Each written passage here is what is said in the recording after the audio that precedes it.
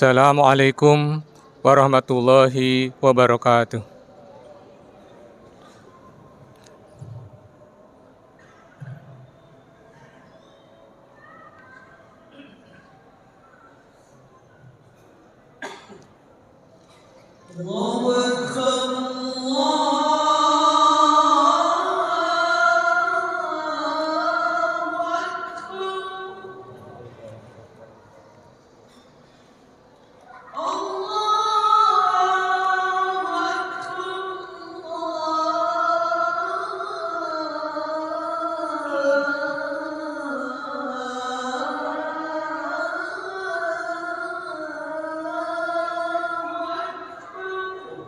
Allah.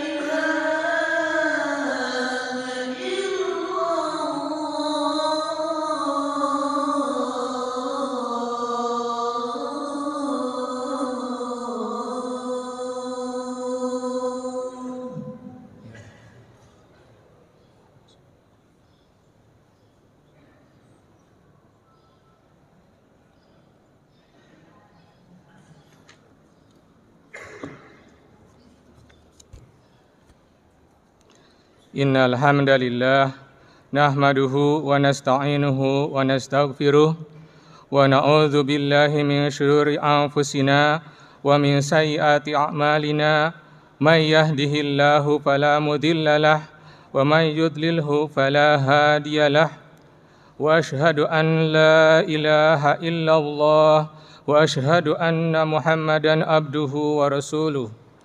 Allahumma salli wa sallim ala Sayyidina Muhammad wa ala alihi wa ashabihi wa man tabi'ahum bi ihsanin ila yaumiddin. Ya ayyuhalladzina amanu taqullaha haqqa tuqatih wa la tamutunna illa wa antum muslimun.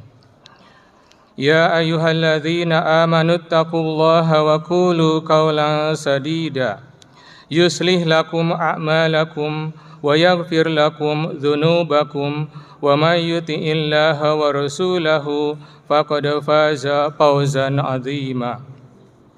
Hadirin rahimakumullah, mengawali khutbah ini khatib berwasiat kepada kita semua, terutama kepada diri khatib pribadi dan juga kepada para hadirin untuk senantiasa berusaha meningkatkan ketakwaan dan keimanan kita kepada Allah Subhanahu wa taala dengan menjalankan semua kewajiban dan menjauhkan diri dari segala yang dilarang dan diharamkan. Hari ini Jumat 6 September 2024 bertepatan dengan 2 Rabiul Awal 1446 Hijriah. Rasanya Jumat ini adalah hari istimewa karena merupakan Jumat di bulan Rabiul Awal pertama, bulan kelahiran manusia paling mulia Muhammad Rasulullah Sallallahu Alaihi Wasallam. Kalau di daerah Jawa Barat, bulan ini dikenal sebagai bulan Mulud dan kelahiran Rasulullah Muhammad Sallallahu Alaihi Wasallam ramai diperingati di berbagai majelis ta'lim. Setidaknya ada 3 alasan penting kenapa bulan ini begitu istimewa, yaitu terjadinya kelahiran, hijrah, dan wafatnya junjungan kita, utusan Allah, Nabi besar Muhammad Sallallahu Alaihi Wasallam. Oleh karena itu, pada momentum ibadah sholat Jumat kali ini, mari kita renungkan segala sifat mulia Rasulullah untuk kita teladani dan kita tiru bersama, khususnya saat bertepatan dengan bulan Rabiul Awal yang diyakini sebagai bulan kelahirannya dan juga bulan-bulan berikutnya, dengan harapan semoga kita semua bisa menjadi umat yang dibanggakan dan dirindukan olehnya sehingga bisa berada di bawah naungan syafaatnya kelak di hari kiamat. Amin ya Allah ya Rabbal Alamin. Hadirin sidang Jumat yang berbahagia, Rabiul Awal adalah bulan ketiga dalam urutan kalender Hijriah. Bulan Rabi adalah bulan di mana tumbuh bunga-bunga dan turunnya hujan di padang pasir. Kata Rabi yang berarti musim semi pertama dan awal yang menunjukkan awal dari musim semi tersebut. Oleh karena itu, bulan ini menandai awal dari musim semi yang dalam konteks spiritual menggambarkan kebangkitan dan kehidupan baru. Rabiul Awal juga dikenal sebagai bulan sholawat karena peringatan Maulid Nabi yang banyak diisi dengan bersolawat kepada Nabi. Rabiul Awal juga dianggap sebagai bulan yang penuh berkah bagi umat Islam, sebab kelahiran Nabi Muhammad SAW membawa kegembiraan dan harapan kepada seluruh umat muslim. Dalam kesempatan ini, khatib akan menguraikan mengenai sifat-sifat keteladanan Nabi Muhammad SAW yang dapat kita jadikan contoh dan pedoman dalam kehidupan kita sehari-hari. Dalam surat Al-Ahzab ayat 21, Allah Subhanahu wa taala menyebutkan keteladanan Rasulullah sallallahu alaihi wasallam melalui firman-Nya, A'udzubillahi minasyaitonir rajim. Laqad kana lakum fi Rasulillahi uswatun hasanah liman kana yarjullaha wal yawmal akhir wa dzakarallaha katsira. Artinya, Sesungguhnya telah ada pada diri Rasulullah suri tauladan yang baik bagimu, yaitu bagi orang yang berharap rahmat Allah dan kedatangan hari kiamat, dan dia banyak menyebut nama Allah dengan berzikir. Ayat ini diturunkan dalam konteks waktu ketika umat Islam menghadapi tantangan besar, termasuk penentangan dari musuh-musuh Islam dan ketegangan internal di masyarakat Madinah. Rasulullah SAW memberikan teladan dalam menghadapi situasi sulit dengan kesabaran dan integritas. Dalam hal ini Ibnu Katsir berpendapat bahwa Rasulullah SAW adalah contoh yang patut diteladani dalam segala hal. Beliau diutus untuk menunjukkan cara hidup yang benar sesuai dengan tuntunan Allah Subhanahu wa taala yang mencakup segala aspek kehidupan sosial, ekonomi, kenegaraan, dan kemasyarakatan.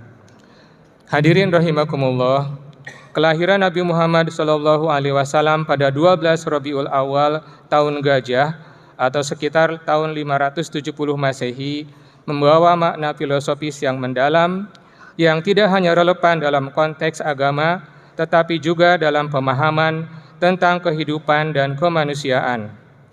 Kelahirannya juga menandai datangnya harapan dan pembaharuan bagi masyarakat yang saat itu berada dalam keadaan moral dan sosial yang kurang ideal. Di Mekah, masyarakat menghadapi berbagai bentuk ketidakadilan, kekacauan, dan kemiskinan.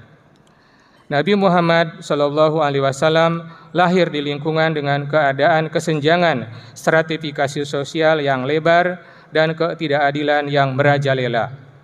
Kehadiran Nabi Muhammad SAW menggambarkan potensi bagi setiap individu, tidak peduli latar belakangnya, untuk mengubah keadaan dunia, dan bahwa keadilan dan kesetaraan bukanlah milik eksklusif kelompok tertentu, tetapi merupakan hak universal yang dapat diperjuangkan oleh siapapun.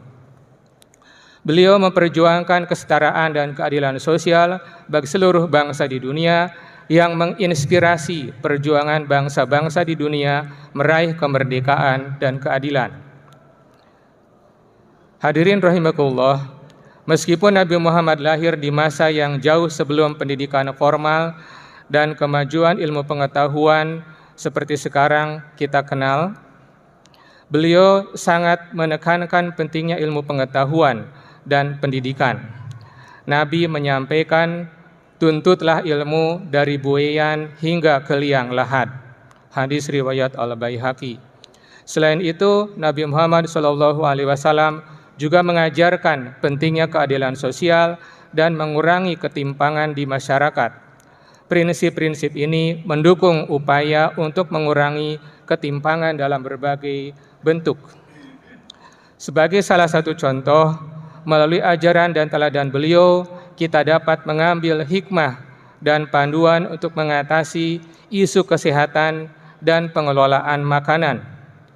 Di Jawa Barat, isu stunting dan sampah makanan atau food waste menjadi persoalan serius, dan upaya menekan angka stunting dengan indikator zero new stunting dan pengelolaan sampah dengan indikator zero food waste adalah tugas kemanusiaan kita bersama warga Jawa Barat juara.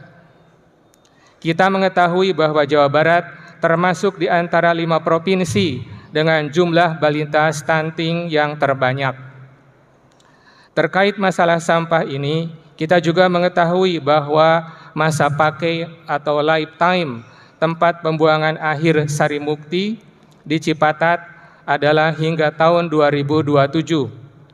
Tempat pengolahan dan pemrosesan akhir sampah atau TPPAS di Legok Nangka berteknologi tinggi di Nagreg baru akan beroperasi di tahun 2028. Bila persoalan sampah ini tidak kita atasi bersama, maka dalam waktu dekat Kota Bandung, Cimahi, Bandung Barat, Kabupaten Bandung, dan Kabupaten Sumedang akan menjadi lautan sampah, dan kita akan mengalami krisis sosial yang luar biasa. Dan kita tahu juga bahwa salah satu penyumbang sampah di TPA Sarimukti saat ini yang paling besar adalah sampah organik dari rumah kita sendiri yang berasal dari makanan yang tidak kita makan alias kita buang, yang mirisnya sampah makanan itu dihasilkan baik oleh keluarga yang berpenghasilan tinggi, keluarga berpenghasilan rendah, maupun keluarga yang berpenghasilan menengah. Dengan demikian, penanganan sampah organik rumah tangga menjadi sangat penting dan mendesak dalam konteks Jabar Juara saat ini. Berikut ini metode Rasulullah yang dapat kita teladani bersama dalam mengelola, mengonsumsi makanan dengan baik dan tidak berlebihan atau mubazir. Yang pertama, mengonsumsi makanan seimbang. Rasulullah Shallallahu Alaihi Wasallam mengajarkan pentingnya makan makanan yang bergizi dan seimbang. Beliau mendorong konsumsi berbagai jenis makanan yang bermanfaat untuk kesehatan. Misalnya, dalam hadis disebutkan bahwa Rasulullah sering mengonsumsi kurma, madu, zaitun, daging, dan sayur-sayuran. Dalam sebuah hadis disebutkan, makanlah dengan tangan kananmu, minumlah dengan tangan kananmu, dan makanlah dengan duduk. Hadis riwayat Muslim. Yang kedua, kebiasaan makan yang sehat. Mengikuti kebiasaan makan Rasulullah Shallallahu Alaihi Wasallam yang sederhana dan moderat dapat membantu mencegah obesitas dan kekurangan gizi yang berkontribusi pada masalah stunting. Beliau mengajarkan untuk tidak makan berlebihan dan hanya mengambil apa yang cukup untuk memenuhi kebutuhan tubuh. Setelah makanan kita ambil, maka kita wajib menghabiskan makanan itu. Yang berikutnya adalah kewajiban berbagi. Rasulullah Shallallahu Alaihi Wasallam menekankan pentingnya berbagi dengan sesama, terutama dengan mereka yang kurang mampu. Ini dapat diterapkan dalam konteks modern dengan cara mendistribusikan makanan kepada mereka yang membutuhkan dan memastikan makanan tidak terbuang sia-sia. Dalam sebuah hadis Rasulullah Shallallahu Alaihi Wasallam bersabda, orang yang tidak peduli dengan nasib kaum muslimin bukanlah golongan muslim. Yang keempat, tidak membuang makanan. Rasulullah Shallallahu Alaihi Wasallam mengajarkan penghargaan terhadap makanan dan menghindari pemborosan. Beliau selalu memanfaatkan makanan dengan bijak dan tidak membuangnya. Salah satu hadis yang relevan menyebutkan bahwa Rasulullah Shallallahu Alaihi Wasallam melarang membuang makanan yang masih bisa dimakan. Dalam hadisnya Rasulullah bersabda, jika salah seorang dari kalian makan, maka janganlah dia membuang sisa makanan di tangannya hingga dia mengambil dengan tangannya dan memakannya. Hadis riwayat Bukhari dan Muslim. Yang terakhir, menghindari pemborosan. Rasulullah Shallallahu Alaihi Wasallam menekankan prinsip moderasi dalam segala hal, termasuk dalam konsumsi makanan. Makan secukupnya dan tidak berlebihan adalah prinsip yang dapat membantu mengurangi food waste atau sampah makanan. Hal ini ditegaskan dalam hadis beliau, makanlah, minumlah, berpakaianlah, dan bersedekahlah tanpa berlebihan atau bersikap sombong. Hadis riwayat Bukhari. Hadirin rahimakumullah, dakwah Rasulullah Muhammad SAW mengedukasi kita tentang prinsip-prinsip dasar yang sangat relevan dalam menangani masalah kesehatan dan pengelolaan makanan di era modern saat ini, khususnya di tempat kita sendiri. Dengan mengadopsi prinsip makan yang seimbang, menghindari pemborosan, dan menunjukkan kepedulian terhadap sesama, kita dapat mengatasi masalah stunting dan food waste secara lebih efektif. Teladan Rasulullah Shallallahu Alaihi Wasallam mengajarkan kita untuk menghargai dan memanfaatkan sumber daya yang ada dengan bijak, serta memastikan bahwa semua orang mendapatkan kebutuhan yang layak. Semoga teladan dan ajaran Rasulullah dapat memberikan panduan yang berguna untuk mengelola sumber daya secara bijak dan meningkatkan kesejahteraan masyarakat secara keseluruhan. Aqulu qauli hadza wa astaghfirullaha li wa lakum fastaghfiruhu innahu huwal ghafurur rahim.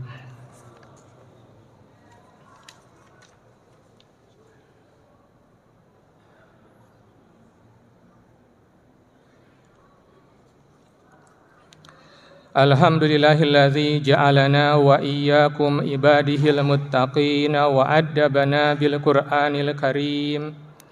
Asyhadu an la ilaha illallah wahdahu la syarikalah wa asyhadu anna Muhammadan abduhu wa rasuluh. Allahumma salli wa sallim ala Muhammadin wa ala alihi wa sahbihi ajma'in. Amma ba'du. Faya ayuhan nasu taqullaha haqqa tuqatihi wa la tamutunna illa wa antum muslimun. Wa qala ta'ala innallaha wa malaikatahu yusalluna 'alan nabi. Ya ayyuhalladzina amanu sallu 'alaihi wa sallimu taslima. Allahumma salli wa sallim wa barik ala Muhammad wa ala alihi wa ashabihi ajma'in. Warḍa anna ma'ahum birahmatika arhamar rahimin. Allahumma ighfir lil muslimina wal muslimat wal mu'minina wal mu'minat al ahya'i minhum wal amwat innaka sami'un qaribun mujibud da'wat. Rabbana la tu'akhidna in nasina aw akhtana. Rabbana wa la tahmil alaina isran kama hamaltahu alal ladzina min qablina. Rabbana wa la tuhammilna ma la taqata lana bih. Wa'fu anna waghfir lana warhamna anta maulana fansurna 'alal qaumil kafirin. Rabbana atina fid dunya hasanah wa fil akhirati hasanah wa qina adzaban nar. Walhamdulillahi rabbil alamin. Ibadallah, innallaha ya'muru bil adli wal ihsan wa ita'i dzil qurba wa yanha 'anil fahsya'i wal munkari wal baghi ya'idukum la'allakum tadhakkarun. Fadhkurullahal azim yadhkurkum wa la dzikrullahi akbar. Aqimis shalah. Wassalamu alaikum warahmatullahi wabarakatuh.